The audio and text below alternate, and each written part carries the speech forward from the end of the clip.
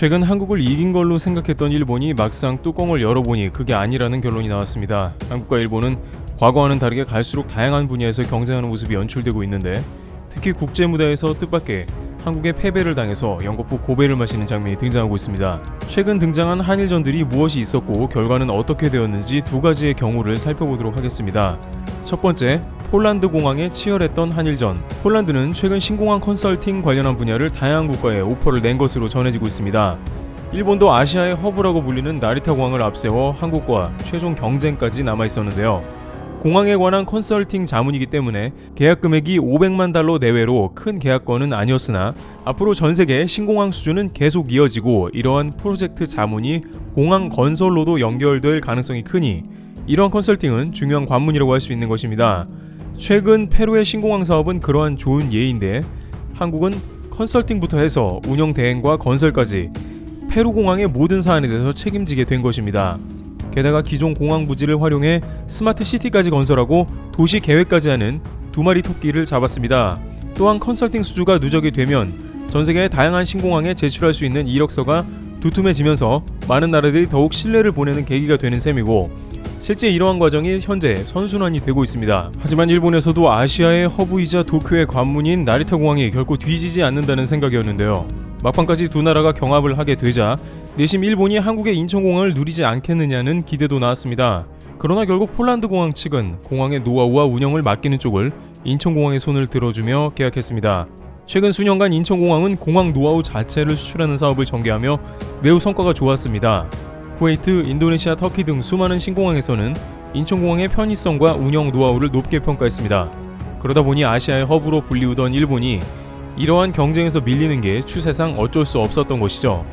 일본 네티즌들은 가격이 싸니까 기술의 일본을 제쳐두고 인천공항을 택했을 것이라는 반응이 대부분입니다. 폴란드는 또 공항 하나를 버리게 됐다. 신뢰할 수 없는 국가와 계약을 하는 실수를 저질렀다고 반응했죠. 그러나 이에 관해서 일부 일본 네티즌들은 의외로 한국 편을 들고 있어 궁금증을 자아내고 있습니다. 보통 한국 뉴스가 나오면 비판 일색이거나 독특한 해석을 하며 인정하려고 하지 않는 게 보통이지만, 나리타 공항에 관해서는 사실 인천공항이 승자라며 여러 가지를 봐도 이기는 게 불가능하다는 것입니다.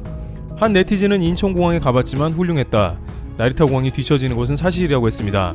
또 다른 네티즌은 몰리는 시간대에 너무 불편하고 입국 시간도 길었다며 개선해야 한다고 했습니다. 그런데 나리타 공항의 다양한 불편한 점에서 애초에 공항 부지부터 잘못됐다는 의견이 나오는데요. 바로 나리타 공항의 알박기 문제가 결정적으로 동선이 길어지며 시간을 걸리게 했다는 것입니다. 나리타 공항은 오랜 신사를 철거하는 데 실패하여 알박기 형태로 남아있는데, 이는 큰 비행기가 이착륙이 금지되어 있는 활주로가 있고 결국에는 공항을 많이 돌아가서 터미널을 20분 이상 이동하는 수고를 해야 합니다. 또한 여기에 나리타 공항이 제대로라고 하더라도 공항 주변의 인프라가 열악하다는 지적이 나옵니다. 2019년에 나리타 공항 근처의 치바 지역은 태풍이 지나가서 거의 한 달간 정전 상태로 지냈습니다. 당시 도쿄의 관문인 나리타 공항도 거의 3일가량 발이 묶여 많은 승객들이 노숙한 상황도 나왔죠. 반면 비슷한 시기에 대형 태풍을 맞은 인천공항은 전철이 끊겼지만 몇 시간 만에 복구를 했습니다. 이런 식으로 유사시에 공항에 재난이 있을 때 대응하는 속도나 운영 노하우 등도 인천공항이 압도하는 것입니다. 재난 복구만큼은 일본이 세계 최고 수준이라는 것도 이제 한국의 발전 앞에 옛말이 되어가고 있는 것입니다. 따라서 한국은 굳이 일본이 아니라도 전 세계를 상대로 공항 컨설팅 분야는 최고의 경쟁력을 갖췄다는 평가입니다. 두 번째, 미국 정부, 한국을 손들어줬다. 한국이 일본의 코로나 대응에 뒤졌다는 것은 용납하기 쉽지 않은 이야기인데 현재 관련된 기사가 나왔다는데요. 그러나 미국 정부는 일본과 한국을 전혀 다르게 대해서 일본에서는 매우 불쾌했다고 합니다. 우선 미국의 주요 언론에서 코로나 시대에 살기 좋은 국가 순위를 매겼는데 일본이 2위, 한국이 4위를 했습니다. 한국 네티즌들은 한국이 4위한 것은 둘째치고 일본이 2위에 랭크되어 있는 것은 잘못이라는 지적을 했습니다. 1위가 뉴질랜드, 3위는 대만인데 2위가 일본이라는 게 여러가지 고려해보면 납득이 안 되는 게 사실이죠. 블룸버그는 경제 규모가 2천억 달러 이상인 53개국을 대상으로 지난 한 달간 인구당 확진자 및 사망자 수, 백신 공급 계약 체결 건수, 검사 역량, 이동 제한 정도 등 10개 지표를 평가한 결과로 순위를 매겼습니다.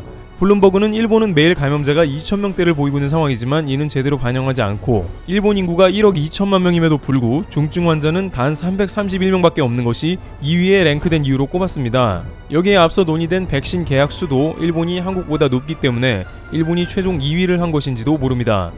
이러한 뉴스가 나가자 일본의 네티즌들은 역시 한국의 방역은 공산주의식 통치로 된 결과물이기 때문에 서방 국가인 미국에서 인정하지 않는 것이라며 일본이 한국보다 높은 것에 대해 타당하다는 반응입니다. 특히 한국에서 신용카드 사용을 통해서 동선을 추적하는 방식을 두고 인권에 문제가 있는 나라라며 일본에서는 민주주의에 따라 국민의 인권이 보장받는데 한국에서는 강제로 국가의 추적을 당해야 한다는 식입니다. 한 네티즌은 일본은 국민이 자유롭게 움직일 권리를 가진 민주주의 나라에 점수를 높게 준 게 당연하다면서 일본은 국민의식이 높아 개인 방역 위생이 철저하고 한국처럼 눈에 불을 켜고 방역을 강요하지는 않음에도 이 정도의 코로나 수치는 세계적으로도 매우 뛰어난 게 아니냐면서 한국과 질적으로 다르다는 반응을 보였습니다. 물론 이런 한국의 사생활 침해 논의는 6개월 전에도 유럽에도 있었지만 결국 현재 유럽의 모습은 국민을 안전하게 지켜내지 못했습니다.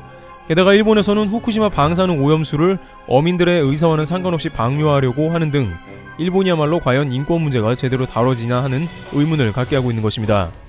게다가 일본의 방역은 알다시피 자유로운 가운데 민도가 높아서 방역이 잘 이루어지기보다는 방역을 어느 정도 손을 놔버린 게 아니냐는 평가가 다방면에서 제기되고 있는 것입니다. 일본 정부는 경제가 무너질 수는 없으니 스가 체제 이후에 더욱더 여행과 외식을 장려하고 있습니다. 그 가운데 PCR 검사량은 매우 적을 뿐만 아니라 어지간히 아파도 약 먹고 집에 있으라는 게 대부분이죠. 따라서 무증상이라도 양성 판정만 나오면 격리하여 입원시키는 한국과는 현격한 차이가 있다는 것입니다. 그런데 이러한 블룸버그 평가는 또 다른 미국 기자의 평가 앞에서 무기력한 모습을 보이는 상황인데요.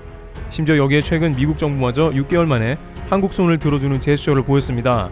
한 외신 기자는 최근 일본 지사를 방문하면서 일본의 자가격리 조치가 매우 엉망이라고 평가했습니다. 한국을 거쳐 일본으로 갔다는 기자는 한국과 일본은 입국 과정과 자가격리를 해야 하는 점은 비슷했지만 한국은 집에서 몇 발자국만 떨어져도 전화가 오며 철저한 자가격리로 통제하고 감시하지만 일본에서는 집에 도착한 이후에는 자가격리지를 이탈하거나 그 무엇을 해도 아무도 신경 안 쓴다며 이런 식의 관리는 국경을 개방한 일본에서 코로나 폭증을 불러올 것이라는 취지의 보도를 했습니다. CNN도 코로나가 본격적으로 시작된 지난 3월부터 일본에 대해서는 감염자가 상당히 숨겨져 있다고 상당한 경계감을 드러냈습니다. 그런데 여기에 최근 미국 당국의 보도는 더욱 그러한 점을 드러냅니다. 미국 국무부가 한국에 대한 여행 경보를 3개월여 만에 3단계 여행 재고에서 2단계 강화된 주의로 한 단계 경계 상황을 낮춘 것입니다. 반면 일본은 여전히 3단계 여행 재고를 유지한 것이죠. 물론 현재 한국에서 코로나19 확산에 대한 우려가 커지고 있지만 국가별 검토를 통해 여행 경보를 하향 조정해도 된다고 판단한 것으로 풀이됩니다. 미 질병통제예방센터 CDC도 한국에 대한 여행 경보를 2단계로 발령했습니다. 특히나 미국과 관계가 가장 좋다 생각하는 일본이기 때문에 이런 조치는 당황스럽죠. 이와 같이 일본은 한국과 최근 다양한 면에서 경쟁하는 국면에서 만나고 있지만 줄줄이 고배를 마시고 있습니다. 한국의 위상이 예전 같지 않은 이유도 있을 것이고 실제 한국은 이를 전문적으로 잘 해내고 있습니다. 일본에 대해 거침없는 발언을 해오던 짐 로저스는 최근 스가 총리가 아베 정권을 그대로 계승했다며 일본에 그처럼 불행한 게 없다고 한탄했습니다. 그는 100년 뒤에 일본이 없어질지 모른다고 말하며 100년 뒤엔 일본어를 하는 사람이 없을지 모르며 내가 10세의 소년이라면 당장 일본을 떠나 한국과 같은 발전 가능성이 높은 외국으로 떠나야 한다는 것을 젊은이들에게 알려주고 싶다고 강조한 바 있습니다. 일본은 점점 더 한국이 일본의 파일을 잠식해오면서 과거의 산업들을 앗아가고 있는 한국을 느끼면서 미국 정부조차 한국을 일본보다 먼저 여행 재고 단계를 푼 것에 당황함을 느끼고 있습니다. 트롤 튜브 여기서 마치겠습니다. 감사합니다.